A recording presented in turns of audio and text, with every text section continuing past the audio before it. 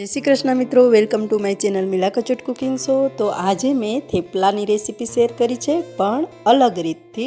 જે આપણે રેગ્યુલર મેથીના થેપલા બનાવીએ છીએ એ રીતે નહીં, પણ એની સાથે અમુક વસ્તુ મેં વધારાની ઉમેરેલી છે. તો વિડીયો તમે એન્ડ સુધી જોજો અને જો પસંદ આવે તો લાઇક, શેર એન્ડ સબસ્ક્રાઈબ કરજો. તો હવે આપણે રેસીપી જોઈ લઈશું. તો સૌપ્રથમ મેં અહીંયા કોબીજ અને ગાજરને ઝીણા ખમણી લીધા છે અને મેથીને સાફ કરી અને ઝીણી આ રીતે સમારી લીધેલી છે. ત્યારબાદ સૌપ્રથમ આપણે એક પેનમાં તેલ લઈશું. તેલ અહીંયા 2 થી 3 ચમચી જેટલું લેવાનું છે, કેમ કે આપણે એમાં કોબી અને મેથી ગાજરને વઘારવાના છે. તો તેલ ગરમ થાય એટલે આપણે એમાં કોબી અને ગાજર એડ કરી દઈશું. આ બંને વસ્તુને સારી રીતે હલાવી અને મિક્સ કરી દેવાના છે અને થોડી સોફ્ટ થાય પછી આપણે એમાં સમારેલી મેથી ઉમેરી દઈશું અને મેથીને પણ સારી રીતે એમાં મિક્સ કરી દેવાની છે. અને આ ત્રણેય વસ્તુને થોડીક એવી સોફ્ટ થવા દેવાની છે, એકદમ પ્રોપરલી બેક નથી થવા દેવાની. બધું બરાબર મિક્સ થઈ જાય પછી આપણે જે મસાલા થેપલા બનાવવામાં એડ કરતા હોય એ બધી વસ્તુ આમાં ઉમેરી દેવાની છે. નિમક, હળદર, લાલ મરચું પાવડર, ત્યારબાદ આદુ મરચાં લસણની પેસ્ટ, બધી વસ્તુ બરાબર મિક્સ કરી દેવાની છે. બધા મસાલા આપણે જે થેપલાનો લોટ બાંધવામાં ઉપયોગ કરતા હોય એ બધા મસાલામાં નાખવાના છે. અને જો તમે એમાં કોઈ વધારે ગાજર અને કોબી પછી પણ બીટ કે એવી કોઈ પણ વસ્તુ ઉમેરવા માંગતા હોય તો તમે એ પણ એમાં નાખી શકો છો ખમણીને. બધા મસાલા સારી રીતે મિક્સ કરી દેવાના છે અને પછી આપણે આને ઠંડુ પડવા દેવાનું છે. ઠંડુ પડે પછી આપણે એનો લોટ બાંધી લઈશું.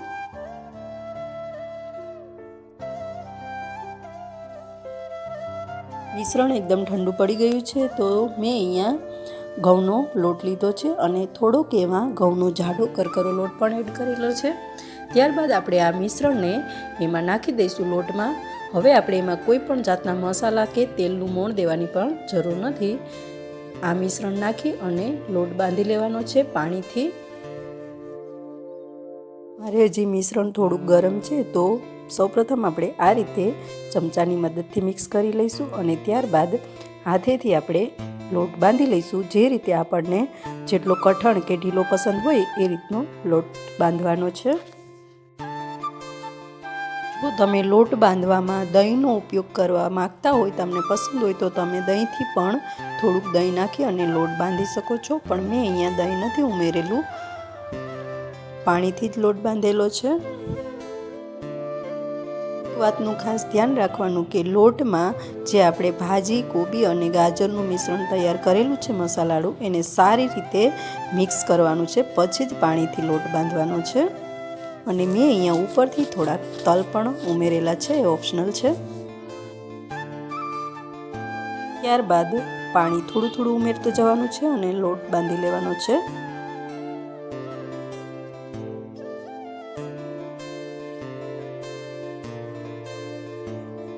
એકદમ સોફ્ટ ડો તૈયાર થઈ ગયો છે. તો હવે આપણે થોડુંક તેલ લગાવી અને એને થોડીક વાર માટે રેસ્ટ આપી દઈશું.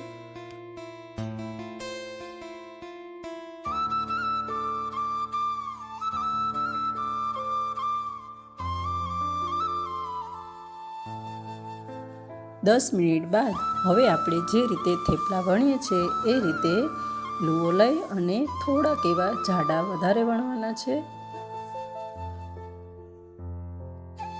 જો તમે આ થેપલાને થોડાક એવા જાડા વણશો તો ઉપરથી એકદમ ક્રિસ્પી અને અંદર સોફ્ટ બનશે, એટલે થોડાક જાડા જ બનાવવાના છે.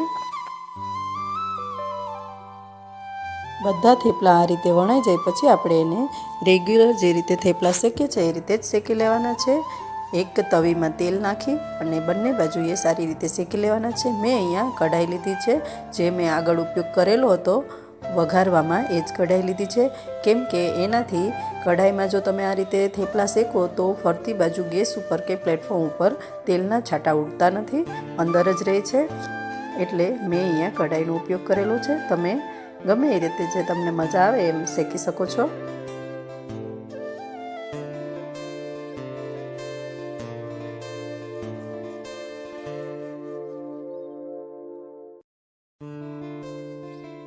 રીતે બધા થેપલાને શેકી લેવાના છે. થોડાક એવા ઉપરથી ક્રિસ્પી થાય તો ટેસ્ટમાં સારા લાગે છે અને ખાવામાં પણ મજા આવે છે.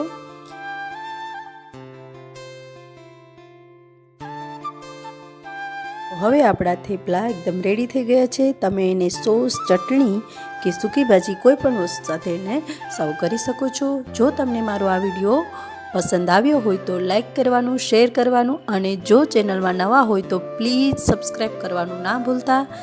હવે આપણે મળીશું નેક્સ્ટ વિડીયોમાં. ત્યાં સુધી આવજો.